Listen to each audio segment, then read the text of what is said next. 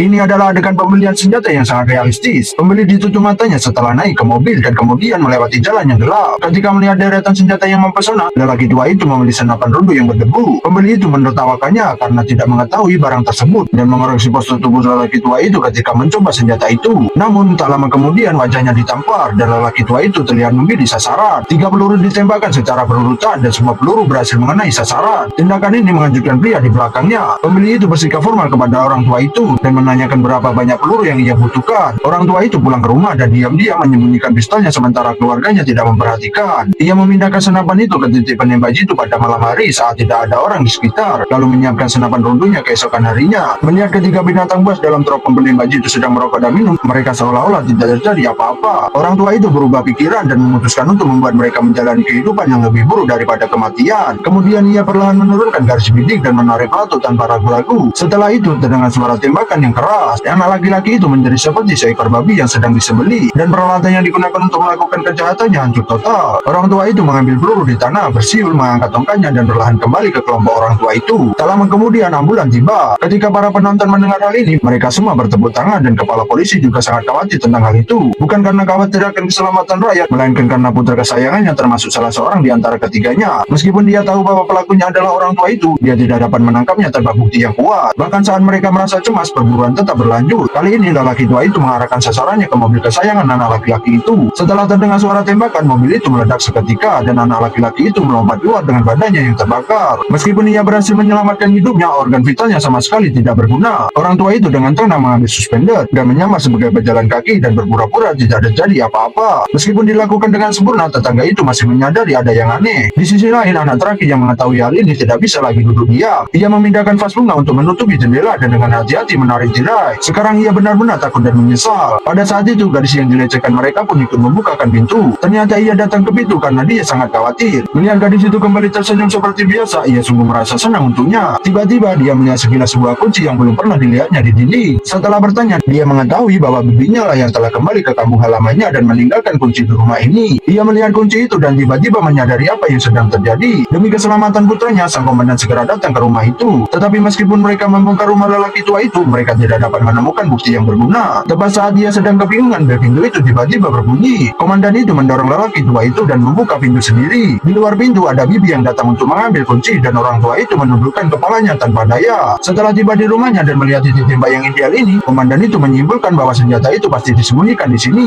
Saat pakaian terakhir di lemari dikeluarkan, jantung lelaki tua itu langsung berdebar kencang. Ada pistol tergeletak di sudut, tetapi saat dia mengeluarkannya itu hanya sebuah bungkusan. Kata-kata ambigu lelaki tua itu membuat sang komandan yang sangat mencintai